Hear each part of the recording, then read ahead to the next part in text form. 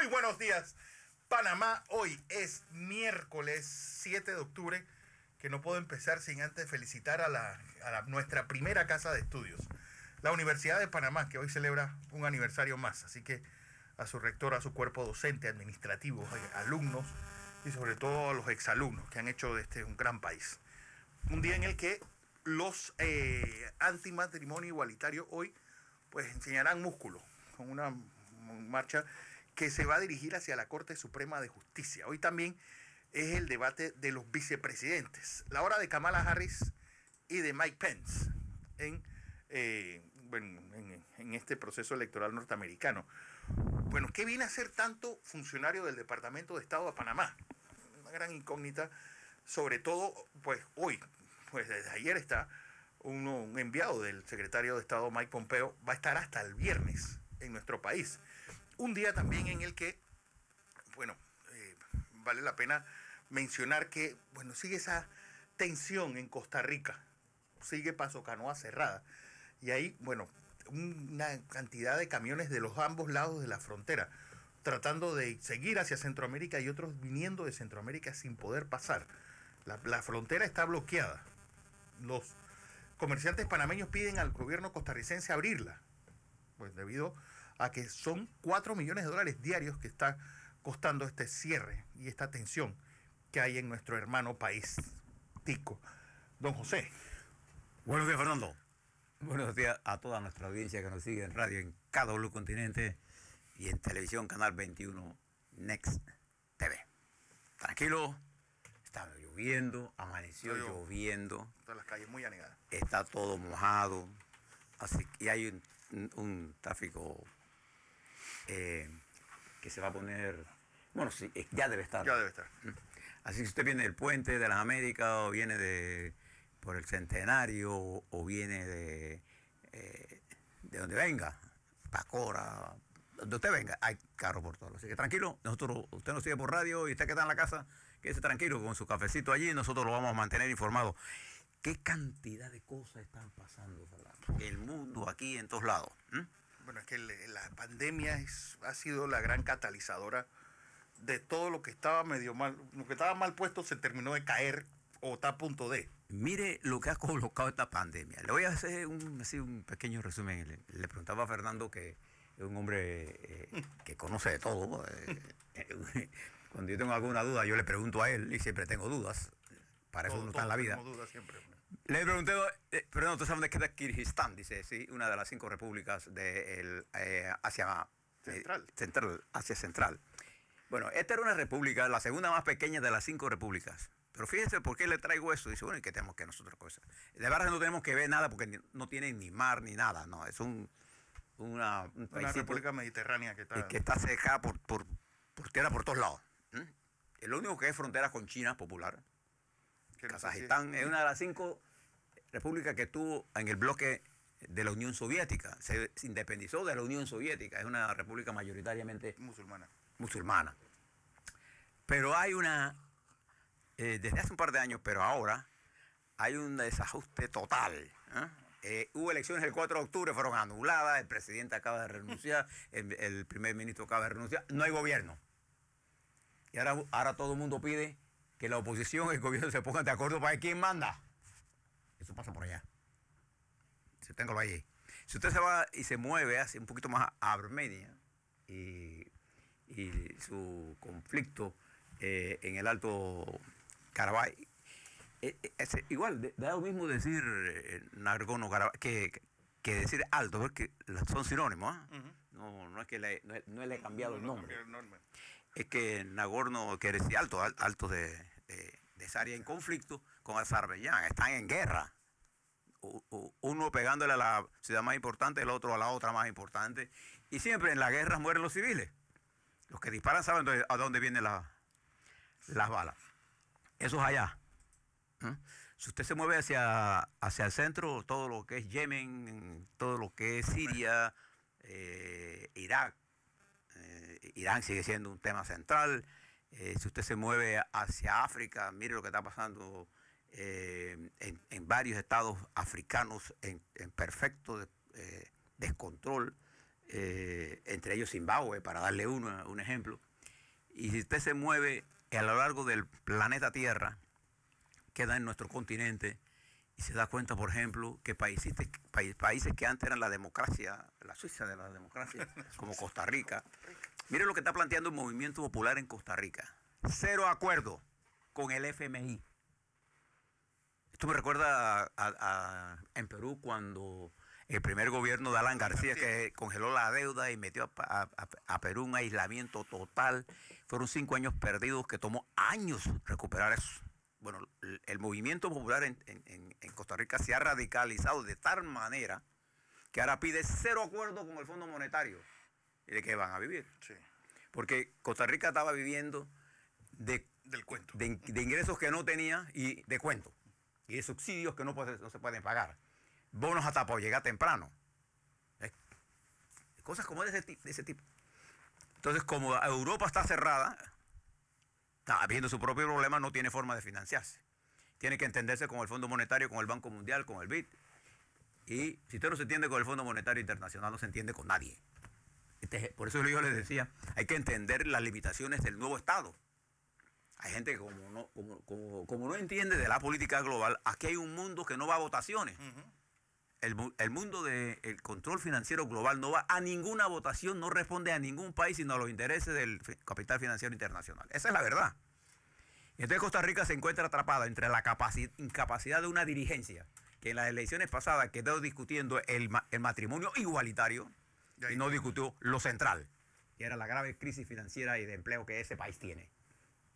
Mire, y muévase entonces usted hacia Argentina, en donde ya el peso argentino no vale nada. Y los argentinos de derecha y de izquierda están en la calle ahora pidiendo, ¿sabe qué cosa? Hay un incremento de salario del 7%, una devaluación del 35%. Entonces ellos dicen, con alguna razón, como si yo pierdo 35, tú me das 7, estoy perdiendo 18, 28%. 28%. Sí. Y no hay forma de compensarlo.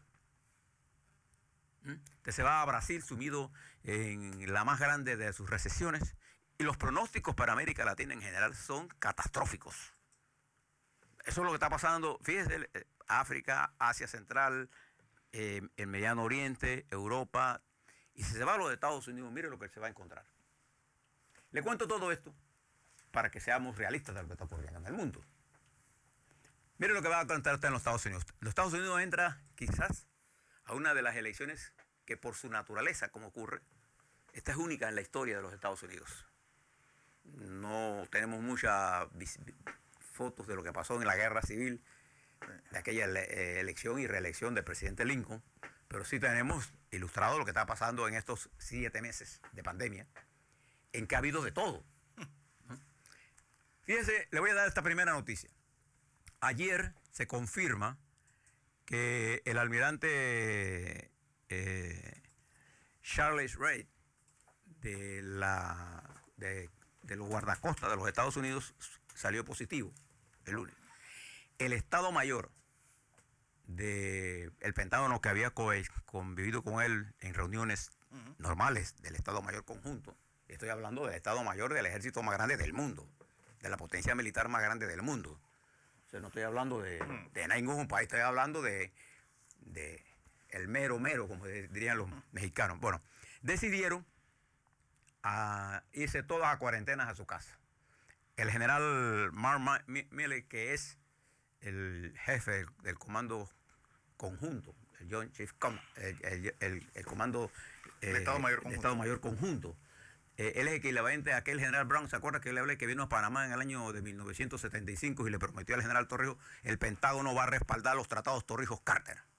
Bueno, estos hombres, con más disciplina que el propio presidente, al estar en contacto con unos positivos, lo que hicieron fue aislamiento preventivo.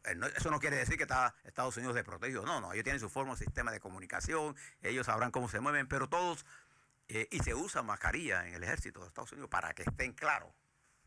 Bueno, todo ese cuerpo de dirección, el general del Army, el jefe de la naval, el almirante de la naval, el cuerpo de marine, el general, el jefe de los cuerpos, todos están en cuarentena. por decisión conjunta del Estado Mayor. Contrario a eso, en la Casa Blanca no hay cuarentena.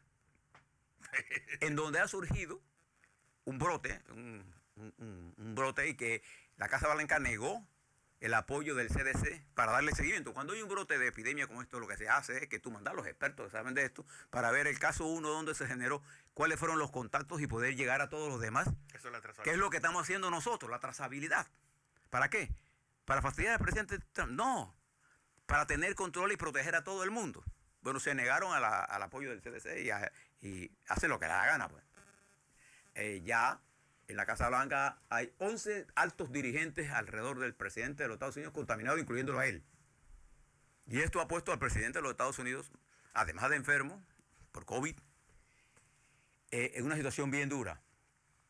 Porque el 70% de los americanos considera que él está manejando mal la pandemia. Entonces, lo que era su intención de cambiar la campaña a una campaña entre él y Biden para hacer las diferencias, se ha convertido en una campaña entre el COVID y Donald Trump.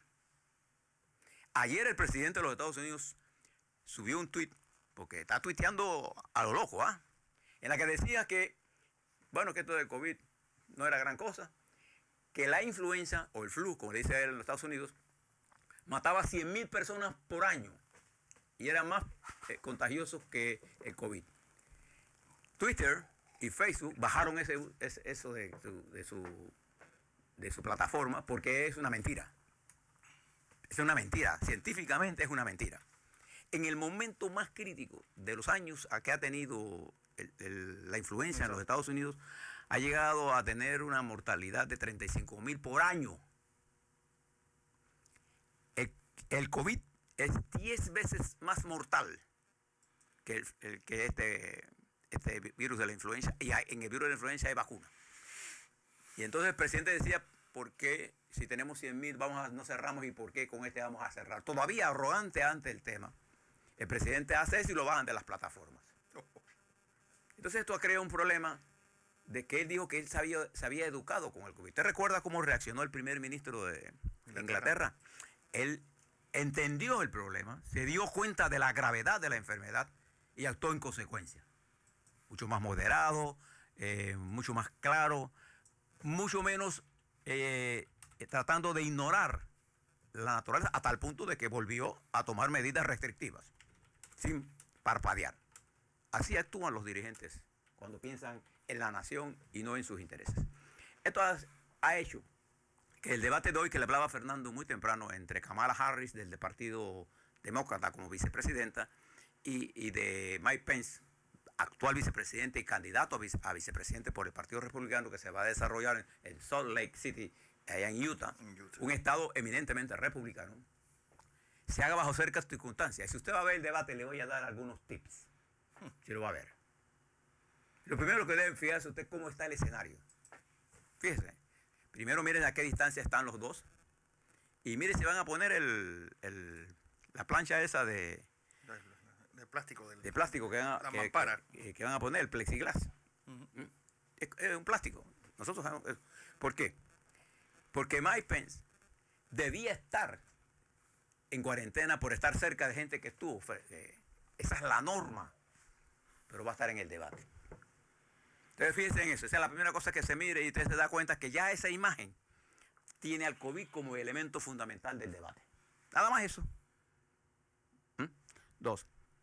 Fíjense la capacidad, primero, que este debate se da en una situación muy importante de la historia de los Estados Unidos. Este es el primer debate que se da entre un blanco y una candidata, la primera mujer afroamericana, el papá de ella es jamaiquino, la mamá es de la República de India, ella es una abogada exitosa, es la primera mujer afroamericana e indígena de la India, migrante, que llega a un puesto de elección tan alto, es senadora de los Estados Unidos, y además los dos, ella es vicepresidenta de un hombre de 77 años, Biden, sí, que puede... Bueno, y el otro es vicepresidente. Y el otro vicepresidente de 74.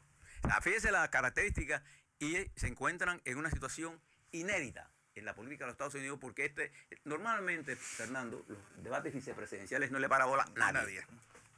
Pero toda la atención está centrada en este debate para ver la capacidad de la señora senadora con respecto a manejar el COVID y manejar las respuestas, y la capacidad de Pence de explotar las contradicciones políticas, fíjese la palabra que uso, políticas, en la vida de la señora senadora Harris, que al principio de la campaña, porque recuerde que ella corrió para candidata presidencial, ella tomó casi plagiado el plan de cobertura universal del senador Sanders, y después lo cambió. Hizo una huella propia. Eso dejaba huellas de indecisión. Vamos a ver si Pence tiene la habilidad de explotar eso. El hecho es que el debate está centrado en los temas que a ellos no les hubieran gustado. Como si fuera poco ayer, el candidato presidencial de los Estados Unidos por el Partido Demócrata, Biden, que sí resultó negativo ayer también, estuvo, ¿sabe dónde, Fernando? En Gettysburg, en Pensilvania. Y cogió el lugar a propósito, porque estaba haciendo una especie, hizo un discurso, escuché completo, y se lo sugiero que lo miren, que está en las redes, un discurso para proyectarse él con el pensamiento de Abraham Lincoln. Y hablando con la serenidad que debe hablar un hombre que dirige una nación tan poderosa como los Estados Unidos, y un tremendo discurso. Con la pausa y la sensatez. ¿Sabe lo que dijo? Demócratas y republicanos y todos los norteamericanos de esta nación debemos entender que si no recuperamos la unidad y salimos de la fragmentación, estaremos condenados a vivir aislados del mundo. Tremendo discurso de Biden en el día de ayer. Todo eso está ocurriendo las encuestas siguen favoreciendo a Biden, pero las encuestas no ganan elecciones. Y yo estoy de acuerdo con eso. El presidente Trump, ayer el presidente, termino aquí con esto de Estados Unidos, en un acto inesperado a eso de la 1:30 de la tarde, decide suspender las negociaciones con el Senado sobre la nueva ayuda. Eso provocó la caída inmediata de las bolsas, porque Wall Street pensaba, los multimillonarios están recibiendo multimillonarios apoyos. La plata es para ellos. Y entonces al decir que no cortaba las negociaciones, las bolsas se cayeron. Mire la correlación directa. Y entonces hay una Casa Blanca echando para atrás, echando para adelante, acostando. ¿Por qué es importante? Porque hoy se encuentra en Panamá un representante del Departamento de Estado encargado de la parte de seguridad, Ulrich Breckhardt, un nombre complicado, está aquí en Panamá. Ustedes se han fijado la cantidad de funcionarios norteamericanos que han venido últimamente. Esto le está dando una idea a ustedes de varias cosas. Algunas cosas que ellos deben saber que no nos dicen. Y otra cosa es el papel importante que Panamá juega en el mundo. El que no quiere entender el nivel de geopolítica que tenemos. Todo lo que pase en Venezuela va a pasar por Panamá. Todo. ¿Para bien o para mal? Todo. La recuperación de Venezuela pasa por Panamá. Esto es lo que está pasando en los Estados Unidos. Préstele atención. Préstele estos tips que le estoy dando para ver el debate esta noche, si lo ve. Muchos panameños. Aquí hay más panameños interesados en que gane Trump o que gane Biden. Entonces ustedes ponen en Collarriba y que allá abajo. Acuérdense que usted es amigo de la silla, no el que se sienta. Los Estados Unidos es un amigo y aliado estratégico nuestro, sin duda alguna. Y a nosotros nos conviene que a ellos les vayan bien. Preste la atención a lo que está pasando en República Dominicana y Costa Rica. Fuera de control. Y Colombia. Y lo de Colombia ya es un macondo. Yo creo que García Márquez, allá donde esté en las cumbres del infinito, donde se encuentre, el Gabo deberá estar pensando. Debería escribir una novela desde allá y mandárselas. Es irreconocible Colombia. Asesinatos, violaciones, concentración de la riqueza, el COVID. Le doy los números de COVID para que usted vea esto. A nivel mundial, Fernando, tenemos 36 millones ya. 36.128.041, 1.060.542 fallecidos. Y los Estados Unidos aparece con 7.8 millones, representa casi el 25% de... 7.724.159, 215.849 fallecidos. 20%, y tiene 200... ¿Cuántos fallecidos? 215.840. En las cadenas norteamericanas aparecen 211.000, 213.000, por ahí está. Pero el rango que nosotros usamos esta información para tenerla siempre de base. Representa el 25% de los muertos con apenas el 5% de la población mundial. Esto es lo que Trump llama el éxito, el A+ que él se pone. La India, 6.759.585 casos, 104.617 fallecidos. México, uno de los casos que nosotros debemos prestarle atención, 877.849 casos con 86.871 fallecidos. Colombia, 869.808 casos con 27.017 fallecidos. Y Brasil, 4.969.141 casos, 147.494 fallecidos. Yo creo que hoy va a haber una manifestación en Panamá, pero yo veo que poca gente habla, debate, esa gran encíclica que presentó Francisco, el Papa, hermanos todos, en donde en 89 páginas casi prácticamente la volví a leer anoche. Es un planteamiento de los planteamientos más profundos, filosóficos, éticos, morales, con respecto al sistema en general del mundo, hecho por uno de los hombres de mayor influencia en el mundo. Y no veo debate entre los católicos panameños de un tema tan importante como esta encíclica, ¿no? Estamos discutiendo la marginalidad del tema. Lo que nosotros debemos discutir es la desigualdad que ha dejado al descubierto, ¿no?, con mayor fuerza, el COVID-19. Nosotros, en los niveles de fragmentación en que nos quieren meter, por ese camino no vamos a triunfar. Yo comparto el pensamiento de Biden y el pensamiento del Papa Francisco, en el sentido de que es la unidad, es la comprensión del dolor de nuestros hermanos y hermanas. Porque aquí hay una discusión, ¿por qué se llama a todos hermanos y por qué no se dice todos hermanos y hermanas? Pues porque de todos hacemos una discusión en sentido. Yo sí creo en la igualdad de eso. Yo soy un militante de la lucha feminista, pero no caigo en los extremismos de usar lenguaje porque el lenguaje mío, mis acciones demuestran mi solidaridad. Yo creo que los católicos panameños, aquellos que se dicen defensores de la familia, para defender la familia debemos entender que en Panamá la familia está en crisis, y no por el matrimonio igualitario. La familia está en crisis por la irresponsabilidad de hombres o mujeres panameñas que creen que tener hijos es cualquier cosa. Sí. La familia panameña, que es la base de la cédula, está en crisis. Y está en crisis porque el sistema está en crisis.